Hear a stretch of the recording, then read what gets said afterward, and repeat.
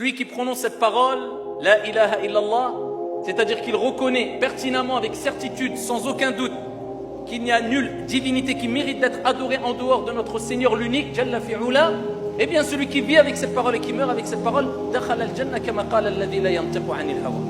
Il rentre au paradis, comme le prophète alayhi salatu wassalam l'a rappelé. Et Allah Jalla wa ala, pour rappeler l'importance de reconnaître qu'Allah est unique, eh bien il commence cette parole avec un-nafyu. C'est-à-dire qu'il a enseigné cette parole, il a révélé cette parole aux prophètes et aux envoyés, et il leur a rappelé à travers cette parole et à l'ensemble des êtres humains qu'il y a ce qu'on appelle un-nafyu wal-ithbat, la négation, ensuite l'affirmation. Parce que quand il y a dans une parole, dans une phrase, une affirmation qui est précédée d'une négation, eh bien cette négation appuie l'affirmation. D'accord? Ce n'est pas pareil de dire Zayd est dans la salle que de dire personne est dans la salle si ce n'est Zayd.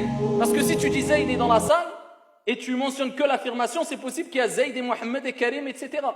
Mais si tu dis personne est dans la salle, tu commences par la négation. Si ce n'est Zayd, eh bien là tu rappelles qu'il n'y a que et exclusivement que Zayd dans la salle.